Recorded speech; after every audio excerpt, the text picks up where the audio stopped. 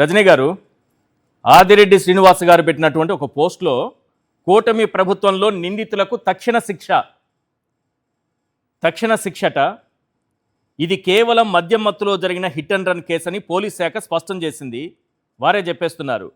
Case 2 ఏం పెట్టారు వీళ్ళపైన సెక్షన్లు అనేది 125 ఏనో బీనో, తర్వాత ఏవో సెక్షన్లు మార్చారు. నేను అడుగుతాను ఈ సెక్షన్ల గురించి. అసలు నిజానికి మీరు ఆ పోలీస్ స్టేషన్కి వెళ్ళి పోలీస్ ఉన్నతాధికారులతో కూడా మాట్లాడినట్టున్నారు. ఏ సెక్షన్లు పెట్టారు? తీవ్ర నిర్లక్ష్యం అనేటటువంటిది తీసుకుంటే ఓన్లీ నెగ్లిజెన్స్తో జరిగినటువంటి ప్రమాదంగా కొట్టి పడేసేటటువంటి కుట్రేమన్నా చేశారా? ఇది వెలుగులోకి వచ్చిన తర్వాత సీసీ ఫుటేజ్ బయట ప్రపంచం చూసిన తర్వాత సెక్షన్లు ఏమన్నా మార్చారా? అసలు ఏం జరిగింది? సార్ నమస్తే సార్. ముఖ్యంగా దీంట్లో ఐపీసీ 338 అన్నారు. తర్వాత ఇందాక భరత్ గారు చెప్పినట్టు దాన్ని 308 మార్చారు. తర్వాత 304 పార్ట్ 2 పెట్టారండి. ఈ పార్ట్ 2 పెట్టాలంటే చాలా ఆలోచన చేసి ఉండాలి. అంటే 304 పార్ట్ 2 పెట్టడం అంటే నెగ్లిజెన్సీ లేకపోతే అనుకోకుండా జరిగిన ఘటన అస్సలు కావాలని అస్సలే జరగలేనదండి. అంటే పొరపాటును కూడా ఒకళ్ళు ఇంటెన్షనల్ గా గుద్దేశారు అంటారేమో అండి. అస్సలు ఏ మాత్రం ఇంటెన్షన్ లేదు అనే దాన్ని పోతూ ఉంటే ఏదో పొరపాటున అట్లా కారు అట్లా తగిలి పోతూ ఉంటే ఆమె చనిపోయింది అట్లా తగిలి, అంతేనా వాళ్ళు పెట్టిన సెక్షన్? నేను అక్కడ కన్సర్న్ డిఎస్పీ గారిని సిఏ గారి దగ్గర దానికి సంబంధించిన ట్రాక్ రికార్డ్ తీసుకుంటే అతను ఎప్పుడైతే ఆ థియేటర్ లోపలికి వచ్చినాడో టికెట్ కొనుక్కున్నాడో నేను సినిమా చూడడానికి వెళ్ళాలి అంటూ తపన పడిపోతున్నాను అని ఇప్పుడే వెళ్ళిపోవాలి అంటున్నాడు. అరే నువ్వు టికెట్ కొనుక్కుంది 9 తర్వాత కదా, ఇప్పుడు ఎలా వెళ్ళిపోతావు అంటూ వాగ్వివాదం జరుగుతుంది. నేను ఇప్పుడే వెళ్ళాలి అంటూ గొడవ పడుతున్నటువంటి దృశ్యం. ఇప్పుడే అంటే ఈ అమ్మాయి సినిమా నుంచి వస్తుంది, అతను సినిమాకు వెళ్తున్నాడు. ఇది జరిగిన ఘటన. నేను అడగకుండానే గౌరవ సీఏ గారు పలుమార్లు నాకు చెప్పిన విషయం ఏంటంటే అసలు ఆ అమ్మాయికి అతనికి సంబంధం లేదండి. అరే అమ్మాయికి అతనికి సంబంధం లేదు.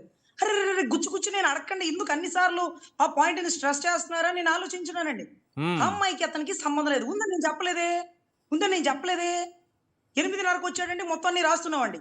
8:30కే ఎందుకు వచ్చాడు అంటే క్యాజువల్ గా 9:30 సినిమాలు అనుకుంటా కదండి. అంటే 8:30కు వచ్చాడా 7:30కు వచ్చాడా మొత్తం రాసినాడండి. అంటే అతను పార్కింగ్ లోంచి కారు తీసేటప్పుడు కూడా ఆగి తీసాడు. ఎప్పుడు తీసినాడు? ఆ అమ్మాయి ఏదైతే ఆ అబ్బాయి బండి స్టార్ట్ చేసి ఆ అమ్మాయి బండి వెనకాల ఎక్కాక వాళ్ళ కారు స్టార్ట్ చేసినాడండి. సరే అనుకోకుండా జరిగింది అని 10 సార్లు అంటున్నారు కదా మీరు. నేను చెప్తున్నాను, ఆ పక్కనే పసిపిల్లలు అప్పుడే చేతులు పట్టుకొని నడుస్తూ ఉన్నారు. వాళ్ళని గుద్దలేదండి. మధ్యలో సెక్యూరిటీ వాడు చేయి పెట్టి ఆపుతున్నాడే ఆపోయా అని వాడిని గుద్దలేదండి. బలంగా ఈ అమ్మాయి మళ్ళీ ఆ దృశ్యాలు చూపించండి. మీరు చెప్తుంటే కరెక్ట్ గా అనిపిస్తోంది. ఒకసారి ఆ దృశ్యాలు చూపించండి. ఇప్పుడు ఆ కారు ఉద్దేశపూర్వకంగా ఆ అమ్మాయి వెళుతున్నటువంటి ఆ బైక్ ని వెంటాడుతోంది. అక్కడ సెక్యూరిటీ ఆపుతున్నారు, వాళ్ళు ఎవరిని టచ్ చేయలేదు. సార్ ఎగ్జాక్ట్లీ ఇందాక భరత్ గారు చెప్పినట్టు ఆ కారు యూ టర్న్ ఈ టర్న్ తీసుకుంది. వాళ్ళకి కార్ డ్రైవింగ్ బాగా వచ్చని ఆయన చెప్తున్నారు. కానీ నేనేం చెప్తున్నానంటే ఆ బండి పార్కింగ్ లోంచి పైకి ఎక్కించేటప్పుడు ఏదైతే పిల్లలు నడుస్తున్నారు లేకపోతే అక్కడే ఒక వైఫ్ అండ్ హస్బెండ్ ఆగిపోయి చూస్తున్నారు అంటే అతను అక్కడ కారు బాగా స్ట్రెస్ ఇస్తున్నారు.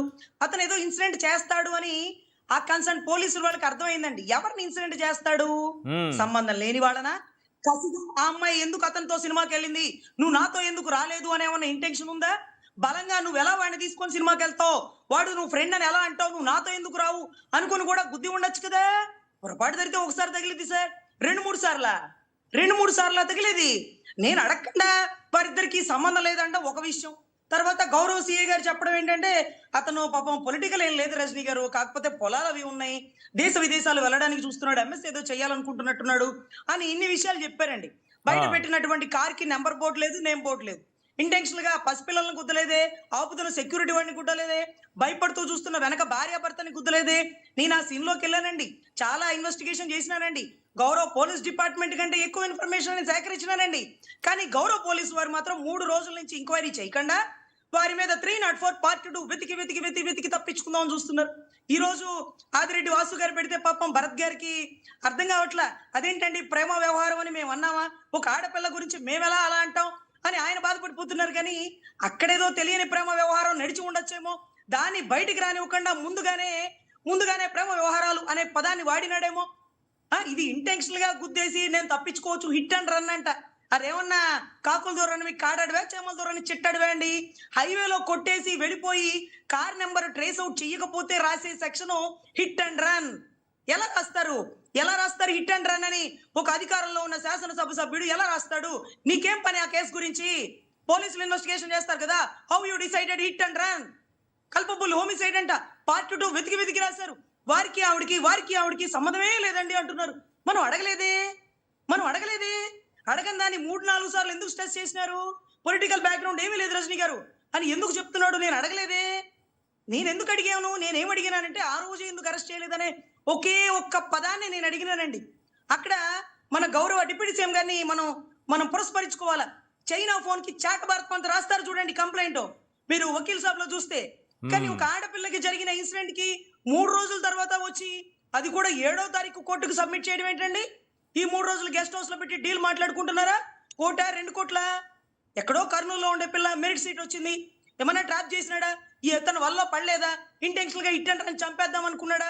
చంపేశాక నేను దేశం దాటిపోతాను అనుకున్నాడా? ఇలా కూడా జరిగి ఉండే అవకాశాలు ఉంటాయని నా తరపు చిన్నపాటి అనుమానం అండి.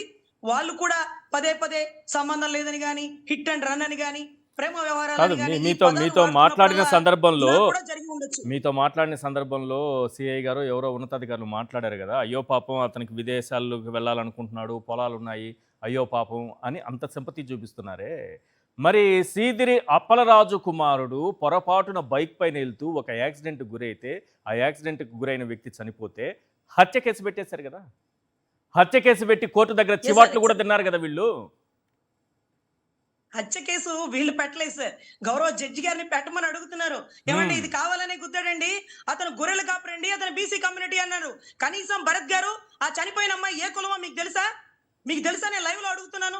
ఒక చేనేత కార్మికుడు కూతురు ఇందాక లైవ్ లో వాడు తమ్ముడు అంటున్నాడు, మేము చేనేతలో ఉండి మా కుటుంబంలో ఒకరన్నా డాక్టర్ అయ్యారండి అని. అరే రే చనిపోయిన వ్యక్తి కులం కూడా బయటకు తీసి ఆ పార్థసారథి గారిని తీసుకొచ్చి అక్కడ బీసీల మీద దాడి అన్నట్టు కూడా క్రియేట్ చేసేస్తున్నారు. మరి రాజకీయం అంటే ఇంత నీచంగా ఉంటుందని మాకు తెలియదండి. ఒక చేనేత కార్మికురాలు కూతురు ఇంత దూరం వచ్చి ఒక మెరిట్ సీట్ లో కర్నూలులో చదువుతుండగా ఒకడు ప్రేమ ఉన్మాదంతో చంపేసినాడా? ఒళ్ళు కొవ్వెక్కి తప్ప తాగి 2-3 సార్లు గుద్దినాడా? చుట్టుపక్కల వాళ్ళని ఎవరిని గుద్దకుండా ఈ అమ్మాయిని ఎందుకు గుద్దాడు? ఈ అమ్మాయికి అతనికి కామన్ ఇంటెన్షన్ లేకుండా ఈ ఇన్సిడెంట్ ఎలా జరిగింది? పసిపిల్లలు ఎందుకు గుద్దలేదు? సెక్యూరిటీ ఆఫీసర్ ని ఎందుకు గుద్దలేదు? గేటుని బలంగా ఎందుకు గుట్టలేదు? 2 టర్న్లు తీసుకుంటే వచ్చిన ట్రాన్స్ఫార్మర్ ని ఎందుకు గుద్దుకొని చచ్చిపోలేదు? తాగిన మత్తులో కదా గుద్దేయచ్చు కదా ట్రాన్స్ఫార్మర్ ని, మరి ఎందుకు గుద్దు చచ్చిపోలేదండి? అందుకే ఆదిరెడ్డి వాసు గారు చాలా జాగ్రత్తగా మాట్లాడాలా. హిట్ అండ్ రన్ పిచ్చి స్టేట్మెంట్లు ఇవ్వకూడదు. ప్రేమ వ్యవహారాలని ఎవరు చెప్పలా. మీ నోట నుంచి మీరే కొంత ఇన్ఫర్మేషన్ బయటికి జార విడుస్తున్నారు. ఆ రకంగా ప్రాపర్ గా ఎంక్వైరీ చేస్తే బలంగా మత్స్యకారులు చనిపోతే కొల్లు రవీంద్రను పంపించారు చంద్రబాబు నాయుడు గారు. యాదవ్ కులానికి సంబంధించినటువంటి వ్యక్తి అదే సీదిరి అప్పలరాజు కుమారుడు బైక్ యాక్సిడెంట్లో చనిపోతే పార్థసారథిని పంపించారు. ఇప్పుడు చేనేతలకు సంబంధించి కులాన్ని వెతుక్కునే ఉన్నాయని పంపిస్తారా? అప్పటి వరకు రెస్పాండ్ గారా? ఏమో సార్, పాపం భరత్ గారికి అమ్మాయి ఏ క్యాస్టో కూడా తెలీదు. ఏం చేద్దాం? లేకపోతే ఒక మనకు లేదు అది, మనకు ఆలోచన కూడా రాదే. మన దరిద్రం ఆలోచన కూడా రాదుగా. సార్ అది ఎగ్జాక్ట్లీ అది చాలా గొప్ప ఆలోచన సార్. ఇలాంటి కుల చిచ్చులు, రాజకీయ చిచ్చులు, మత చిచ్చులు పెడితే గానీ గెలవలేని పరిస్థితిలో ఒకరికి ముగ్గురైనా వారి కుటుంబ సభ్యుల్లో మహిళల్ని వాడిని కూడా అది జరగని పరిస్థితి అయితే నెలకొనిందండి రానున్న రోజుల్లో.